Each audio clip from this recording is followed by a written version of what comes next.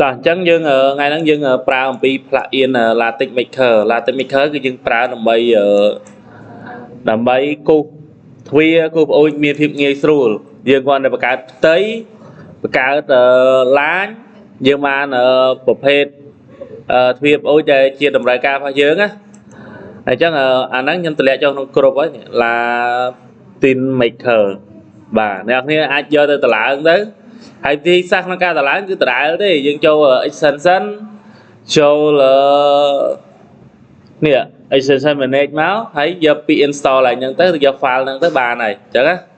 អញ្ចឹងវាឡើងមកវាស្គាល់ហើយអញ្ចឹងខ្ញុំ example គូសរូបប្អូននេះមួយចុះ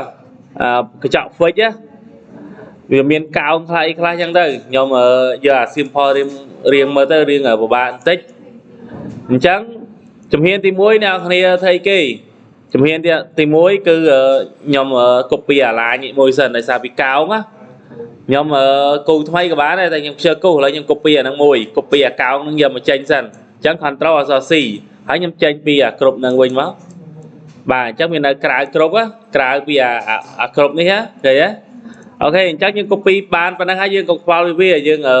គូស rectangle មួយមកឲ្យចេញជាផ្ទៃប៉ុណ្នេះហើយដល់មកយើងទៅផាសអាឡាញយើង copy កោងមិញណាយើងផាសវាមកអញ្ចឹងចូល edit ផាស in place ផាស in place មានន័យថាម៉េច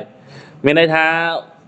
ឲ្យវា copy នៅកន្លែងណាវានៅកន្លែងហ្នឹងអញ្ចឹងយើងយកផាស in place មកវាមកនេះមួយនេះអញ្ចឹងពេលមកហើយវាអត់តស៊ីមួយអានេះទេអញ្ចឹងអ្នកគ្នាគូសឡាញមួយ Alt Enter គូសភ្ជាប់បញ្ឆោតវាដើម្បីវាបានផ្ទៃនេះវាបានផ្ទៃ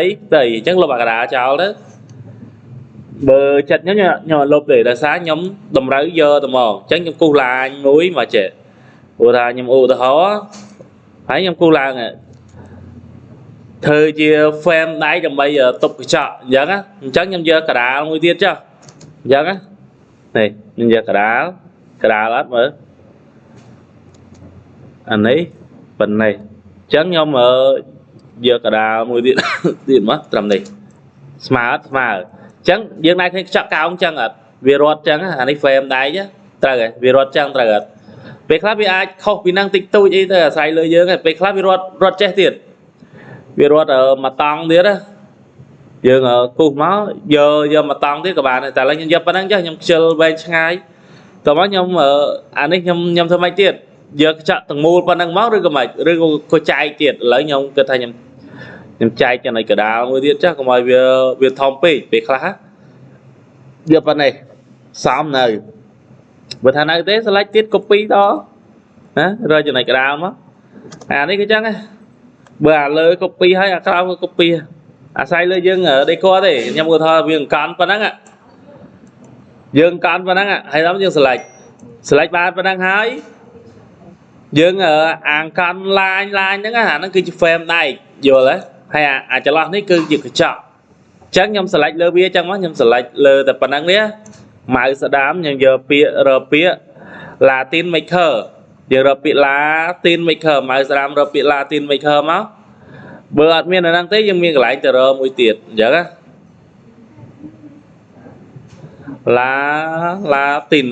Latin ដូចជាអត់ឃើញទេបើអត់ឃើញទេអ្នកគ្នាចូលកន្លែង extension ដោយសារ extension ខ្ញុំច្រើនណាហើយទៅរកពាក្យ Latin Maker នេះឈ្មោះវាមួយនេះណាឃើញទេអញ្ចឹងចុចលើវាបឿមកវាបានប៉ុណ្ណេះបាន progressive ប៉ុណ្ណេះមួយបាន progressive ប៉ុណ្ណេះវាសួរយើងអា width ហ្នឹងយើងយកប្រហែលអា width ហ្នឹងនឹងស្អីគេអត់អា width ហ្នឹងអាទទឹងផដៃអាដៃ frame ដៃនេះឥឡូវយើងយកប្រហែលឥឡូវខ្ញុំយក25មីលីម៉ែត្រខ្ញុំមើលថាខ្ញុំយក25ណាហើយជម្រៅអាដៃហ្នឹងអាមិញគេសួរទទឹងឥឡូវគេសួរជម្រៅដៃរបស់យើងមិនមានបដើមមានទទឹងបើយើងគិតពីមុខកាត់របស់វាអញ្ចឹងខ្ញុំយក25ដូចគ្នាណាហើយគេសួរនេះ panel inset ហ្នឹងស្អីគេខ្ចក់កម្រាស់កញ្ចក់របស់យើងឥឡូវយើងកញ្ចក់ប៉ុណ្ណឹងយើងឲ្យប៉ុន្មានលីឥឡូវខ្ញុំថា10លីខ្ញុំខ្ជិលញ៉ៃច្រើនខ្ញុំឲ្យ10លីហើយpanel inset panel អានេះបាន10លីអា panel inset ហ្នឹង panel inset ហ្នឹងមានន័យថាម៉េចមានន័យថា panel របស់យើងនឹងយើងឲ្យវាប្រហែលអា panel នេះអាក្រោមកម្រាស់ប៉ុន្តែអាទីតាំងរបស់វានៅស្ថិតនៅក្នុងអាដែកនេះអាដែកហ្នឹងអាដែក frame ហ្នឹងយកប្រហែលឥឡូវយើងយក default របស់វា default របស់វាប្រហែលមិញយើងកាយនេះវា default របស់វាប្រហែល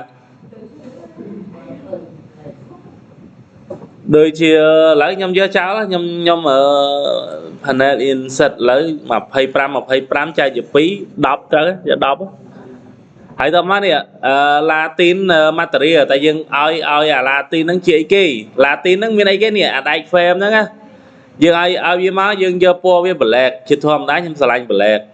ដែកពណ៌ខ្មៅហើយនេះ panel material គឺកញ្ចក់ខ្ញុំយកវាជា class នេះយកជា class ហើយខ្ញុំអូខេមក